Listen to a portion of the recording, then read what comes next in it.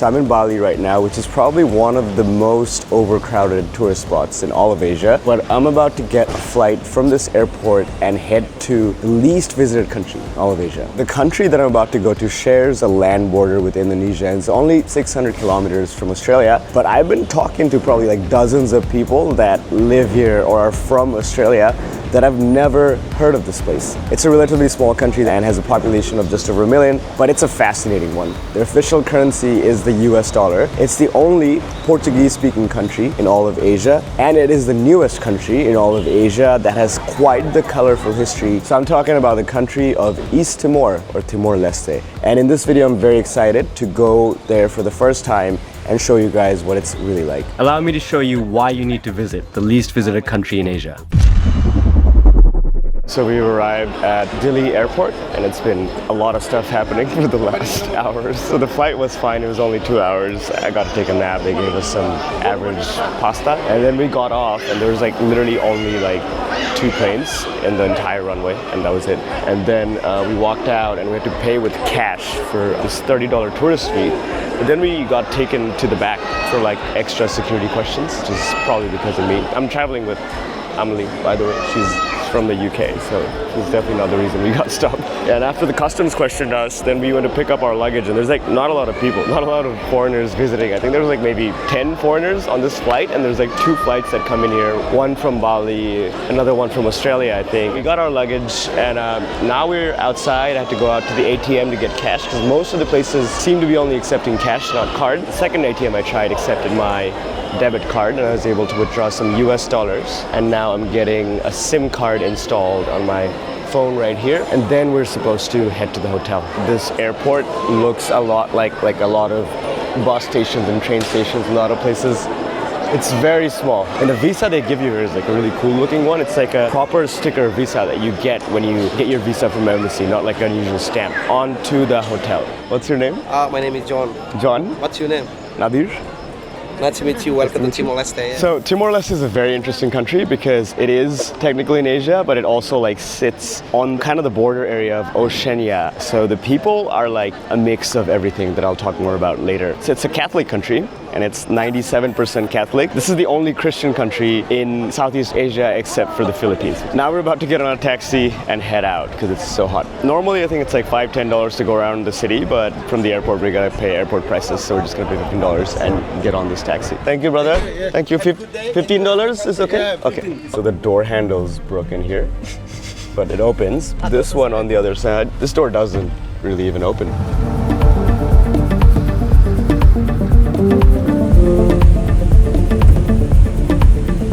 So we got out of the airport and we saw this like big statue, must be some Independence War memorial, and the highway finally got onto right next to the ocean. This is the north side of the island and it looks gorgeous here with the blue ocean and the mountains in the background and the other islands that you can see from here. So we have checked into our hotel, the Plaza Hotel, which is not a cheap one, honestly. It's like $60 a night per room, but it is close to all the places I wanted to go and wanted to see in Dili.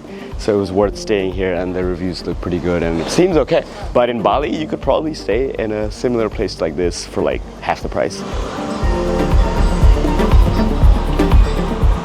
So the oldest traces of human civilization in Timor-Leste, or the island of Timor, goes back to more than 40,000 years.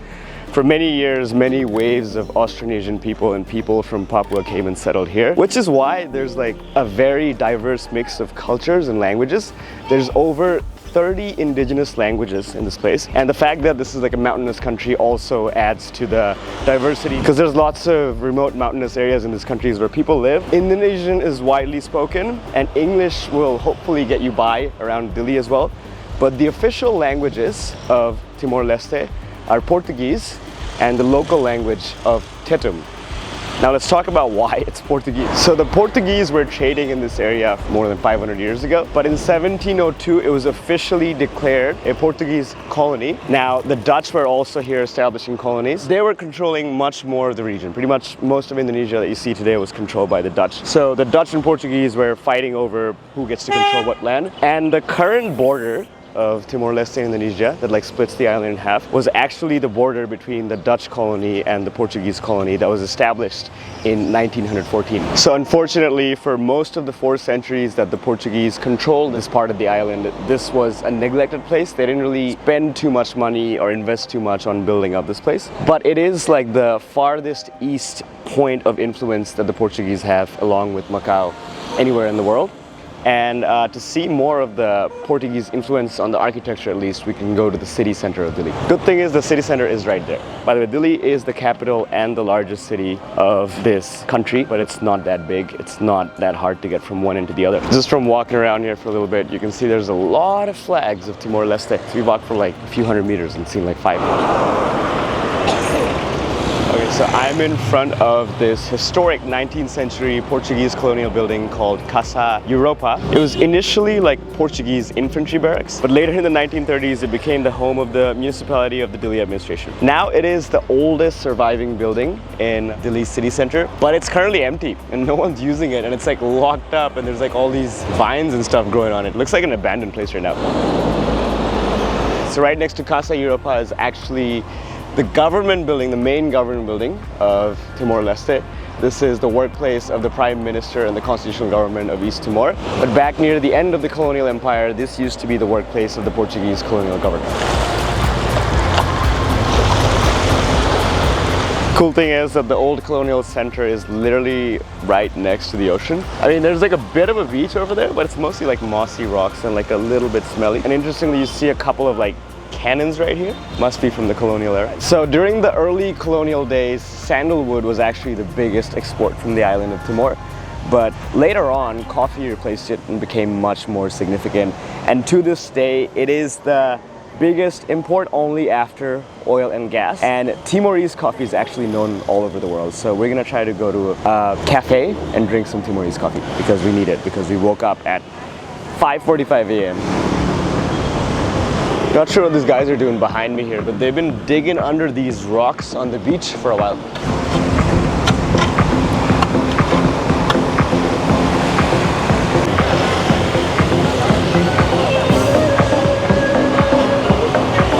Man, the local transport here is very interesting. Just saw like a minibus with a bunch of teddy bears inside it. As we go more inwards towards the city, we're in this like area that looks like a small market. Lots of clothing shops. We just walked past like 5 flags here in the space of like 40 meters, which is like crazy. I think they're really proud of their history and their independence, which is why it's the case. Alright, we came to this cafe called Peace Cafe, which was like very crowded and smoky downstairs, but there's like a AC nice upstairs area, and it's mostly selling boba, but they did have cappuccino, so we got like iced cappuccino, so we're gonna try that out now. It was so smoky and dark downstairs at first, we're like a little scared to go in.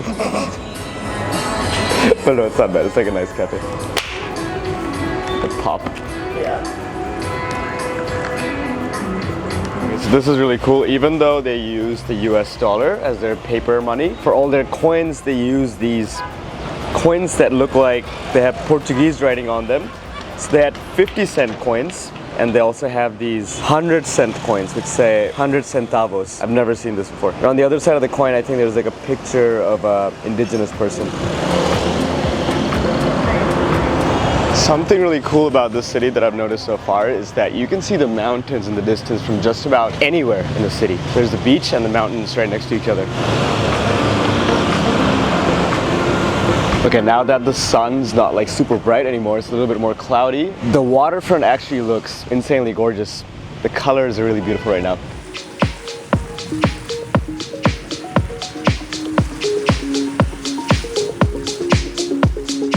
We've come for dinner at this place called Delicious Cafe, which is right by the seaside, close to the government palace. Supposed to have good local food. The lady here showed me the menu and told me like everything is Timorese food, so I can take my pick. Because their house special was like goat curry and some seafood stuff. I don't eat seafood. And pasta carbonara, which is what we had in the plane today, so I wasn't feeling like eating that, so I'll try something else. Okay, I got a local coconut for $2, which is a mosquito here, which is kind of expensive for a coconut. It's really good. Want to try it? Yeah. Oh, it's so good. Wow. Obrigado. How do you like it? So we got ourselves a feast. At first I was thinking like $7 for just grilled chicken. A bit steep, but this is a lot of stuff. Let's try the food. There's too many vegetables here. I don't eat that much greens. Jesus Christ. Ah, come on. Oh my God. Come on.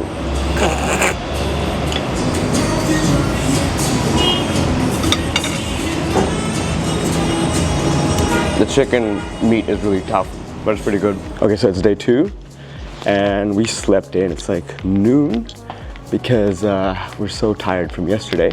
So there's a lot to cover today. First stop, we're gonna go to the ATM, and we rented out a scooter which I'm about to drive for the first time in Delhi.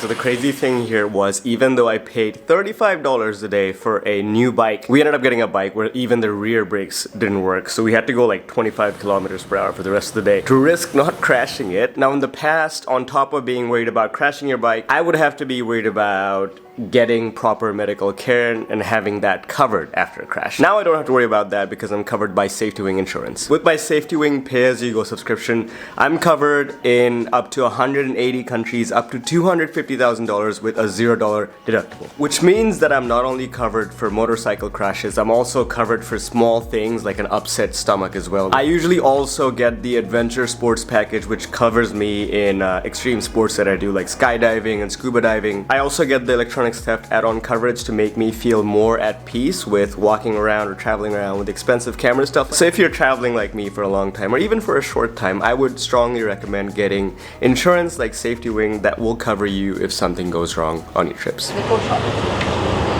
We got a lot of Oreos because we don't have time to eat breakfast or brunch. We made it to our first stop of the day, which is this market called Tice Market. The rooster's gonna attack us. There's a rooster in the middle of the market. Looks like we got flags, hats, t-shirts, everything else you could possibly need in the Timor-Leste flag. So a Tice cloth is like a traditional hand-woven textile that is traditionally made by the women of East Timor. This kind of clothing is essential part of the nation's cultural heritage, and it's used for decoration, clothing, and in various ceremonies and festivals. And its designs often reflect a person's social status and ethnic background. So we're in Tice Market right now, where you can get these Tice clothing along with like a lot of pottery, woodwork. There's also like all kinds of other stuff here. We've seen our second rooster. We found the third rooster.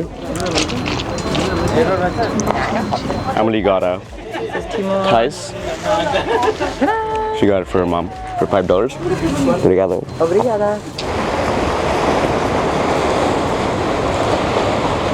Alright, so if you drive like a few minutes from that market, you're right back in this beautiful blue ocean. And they seem to have these artificial barriers here to protect from the waves, I guess. But now I'm gonna go sit in the shade and talk about the history, the recent history and the very dark history of this nation that it experienced not that long ago. So in 1974, Portugal underwent the Carnation Revolution, where its dictatorship basically fell. In 1975, Fretilin, the left-leaning political party in Portuguese Timor, unilaterally declared independence from Portugal. Now this time, Indonesia and the Western powers were following these developments very closely. The last thing Indonesia, or the West at that point, wanted was another communist country to pop up in the region. So if you remember, this is 1975, and a few months before all of this was happening, the US lost the Vietnam War and they had to evacuate their embassy in Saigon or Ho Chi Minh City. So Indonesia at that time was a major anti-communist state in the region. It was led by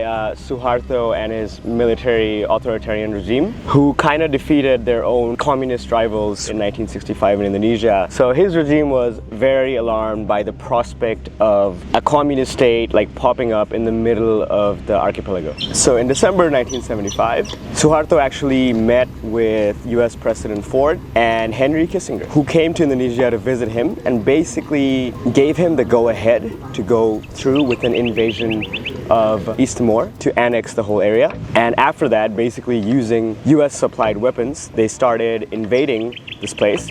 And what followed was a massacre of genocidal proportions. It is estimated that somewhere between 100,000 to 250,000 people were killed in the next 10 years or next 20 years during the occupation. They also used classic ethnic cleansing methods like systematic sexual assault of women and forced sterilization of women. So by July 1976, all of East Timor has basically been annexed by Indonesia. And now when you think about the number of people that died, 100 to 250,000, when you consider that the pre-war population of East Timor was, at 1975, was estimated to be 650,000, we're talking about roughly a quarter to a third of the whole population of East Timor being killed because of this invasion and occupation, which is pretty wild. So the official reason that the Indonesian government gave for this invasion or occupation was that they were dealing with a communist state, which is what the Fretilin denied to be. They were left-leaning, but they denied being communist. Indonesia also said that they needed to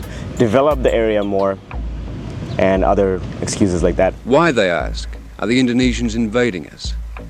Why, they ask, if the Indonesians believe that Fretilin is communist, do they not send a delegation to Dili to find out? Why, they ask, are the Australians not helping us?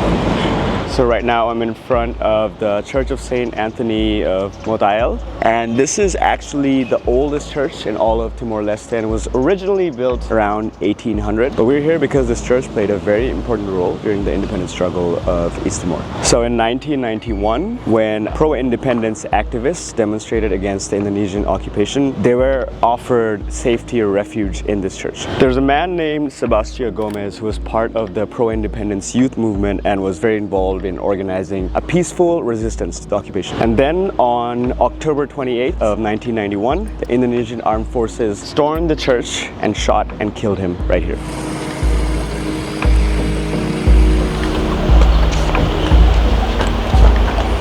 So right now we came to the Santa Cruz Cemetery in the middle of Dili. We're walking through the graveyard here, and this looks like a very colorful graveyard with like a lot of little roofs for a lot of the graves. And this is where one of the most key events for the independence of East Timor unfolded. Remember the guy that was killed, Sebastião Gomes, at the church? His funeral procession was being held at the cemetery on November 12, 1991, and the funeral essentially turned into still a peaceful but a very vocal protest against the occupation. And then the Indonesian army came here and they opened fire at everyone that was here, and it is estimated that hundreds, I think more than 200 people were killed and hundreds more were injured by this like live fire of ammunition by the Indonesian army on these unarmed protesters attending the funeral. Now the key thing here was that there were a lot of foreign journalists that were here, and one of them, Max Dahl, a British journalist, happened to film the whole thing, happened to film the massacre, people running around hiding in the graveyard, injured, shot, and he was able to like take the footage, take the tape, and actually hide it in a freshly dug grave before the police got to him. Then the police arrested him, took him into custody, and after 9 hours spent in custody, when he finally got out, he came back to the spot where he hid the tape at night, and he got the tape and he was able to smuggle it out of the country. And all of a sudden, every major news channel on earth was playing live footage of the army opening fire on unarmed protesters at a funeral. And you have to realize until this point, whatever the Indonesian military's policy was, that was kind of supported by the Western powers like America, like Australia, because this was like an anti-communist movement more than anything else, and the Red Scare was real at that time. But when the footage came out of like innocent unarmed protesters being like gunned down, at least the public opinion turned very sharply against this occupation. So there is a memorial outside the church that we visited earlier that is basically a statue of two people where one person is like wounded and another man is kind of like holding on to him, sitting next to him. That is actually one of the scenes from the footage that was captured by Max Dahl on the day, and that helped change the course of the independence struggle of this country. Big countries with powerful military machines.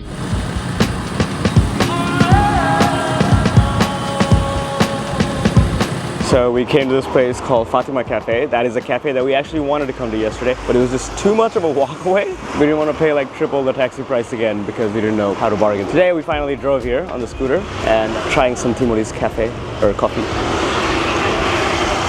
It's really nice. So the year 1998 saw the fall of Indonesia's long-term authoritarian leader, Suharto. Dari jabatan saya sebagai Presiden Republik Indonesia. It started seeing the rise of Indonesian democracy, which brought on the prospect of change of what was happening here in Timor-Leste. But at the same time, Australia's foreign policy was also changing, largely due to the public pressure because of the public perception of what was happening and their opinions against what was happening in Timor-Leste. So in 1999, the United Nations supervised a referendum in East Timor where the native population overwhelmingly voted for independence from Indonesia. So after the results were announced, gangs of independence opponents terrorized the population in a civil war that involved large-scale massacres, destroying much of the country's infrastructure. Nevertheless, Indonesia accepted the result finally and withdrew their forces in favor of a United Nations peacekeeping force, which was led by Australia, that was sent in to re-establish a civil society and reconstruct the nation.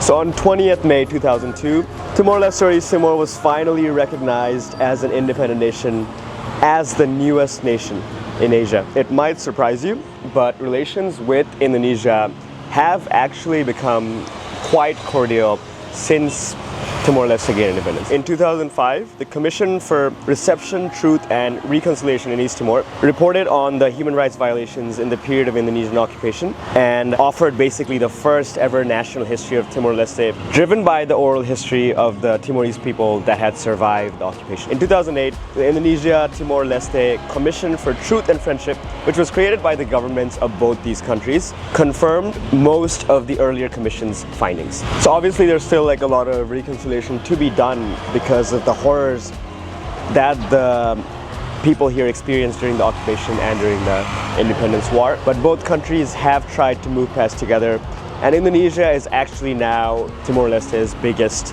trading partner. It's kind of crazy when you think about it, right? Like Timor-Leste, from what I've experienced, seem like some of the friendliest people. So do the people of Indonesia, but probably a lot of the people of Indonesia back then, people from, let's say, the small islands or like rural places, they probably didn't even know what this military government led by Suharto was doing back then. So whatever ill feelings people of Timor-Leste might have might be towards the particular people in power back then who made the decisions, but not towards the people of Indonesia. So for the final spot, we're gonna go to this place, very iconic place, that kind of is related to the relationship between Indonesia and Timor-Leste. After a 20-minute long, very scenic drive past this ocean, this like gorgeous highway that we just drove past, we have arrived at the base of the place that I was talking about, and now we gotta hike up or take the stairs up there, which shouldn't take too long. It doesn't look too high. So it turns out we were like walking around the wrong place, and we spent 30 minutes or 40 minutes walking, but we found the right way to go up finally. It's like 30 minutes to sunset, but we should be able to make it. Doesn't look too far. Okay, this is all well-maintained steps so far. It's not really a hike. You could do it barefoot if you wanted to. It's almost dark, but we finally reached the base of the Cristo de Rey statue. It's like a 27-meter, 88-foot statue. This actually looks a lot like the Christ the Redeemer statue in Rio, where I went 13 years ago. It was actually a gift from Indonesia to Timor-Leste in 1996 to mark 20 years of them being part of Indonesia. But then, like, soon after that, Timor-Leste became independent, and they didn't really destroy the statue after they became independent, as you can see. Initially, there were mixed feelings about keeping the statue because it was symbolizing something that was a problem, you know, the occupation. But then the people kind of learned to accept it, and now it's become a symbol of pride and is like one of the more iconic defining spots of Dili, if not Timor-Leste. We have made it to the top, and it is indeed a gorgeous view here. There's like two beautiful beaches on both sides. The one thing I didn't mention about this part of the world, Oceania, whenever you're close to North Australia, there's like a lot of saltwater crocodiles in the water. So in most places, you can't go swimming because these things are literally my biggest fear on earth. They will eat you. By the time you see one, you're dead. They're not like freshwater crocodiles. They're big and strong and aggressive as hell. So you can't go swimming in most places in Timor-Leste. It's worse in the south coast. The closer you get to Australia, the worse it gets for any animal problems, I think. That's my understanding of it. So yeah, that's why we haven't gone swimming or snorkeling. All other places you can definitely snorkel and scuba dive, like Arturo Island and stuff, but not this one. Now enjoy the drone views.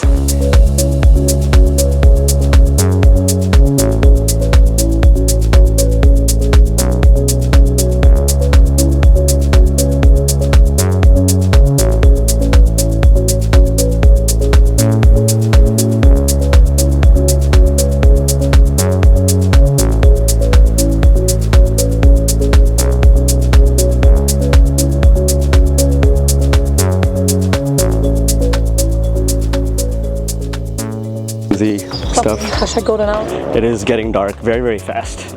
And our scooter was kind of struggling on the way here. There was some weird noise coming from the engine. So we're trying to get down and get back to the Delhi city center ASAP before it gets too dark.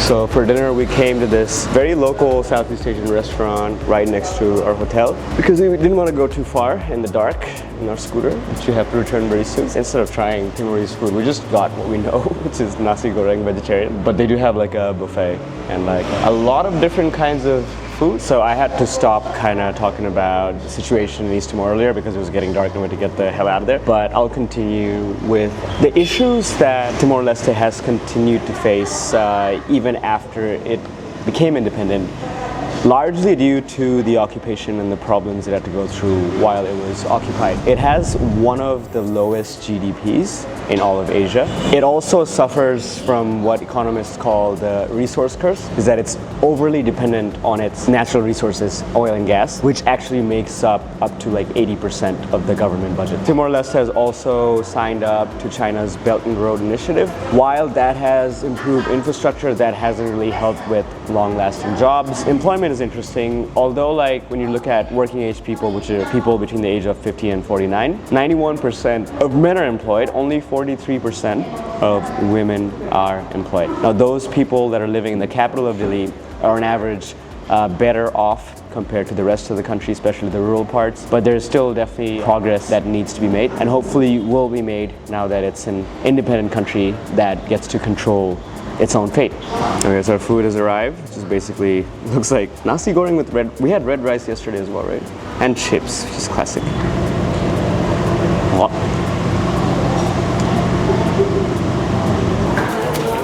So this is 2 days into the future, but we're finally leaving Timor-Leste. The craziest thing about this airport, but you go through departures, you go through like one layer of security, you check in, then you literally come out of the airport after you had your bags and stuff checked. You're literally outside in the parking lot where you got in, and then like we had to basically like go in again into this room, which is I think the only waiting room. Makes sense because there's only like 2 or 3 flights leaving a day, and now we're waiting for a flight. I just want to finish off this video with some final thoughts about Timor-Leste and a bit of positive things that they have going on for them. So between the years 1990 to 2019, the life expectancy in Timor has actually gone up from like 49 to 69, which is a massive jump. And the expected years of schooling for each kid has also gone up significantly. But the main problem here remains in having like a sustainable industry beyond oil and gas that can employ people in the long run.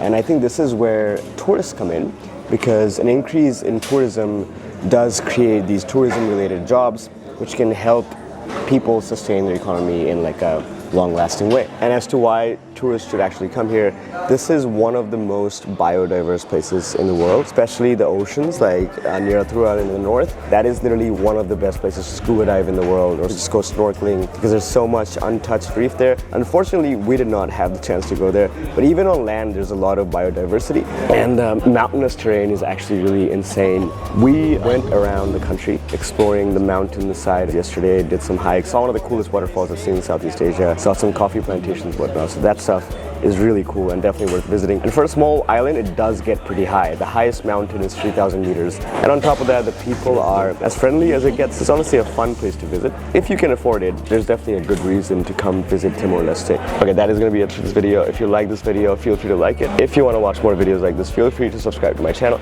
And if you want real-time travel updates, feel free to follow me on Instagram.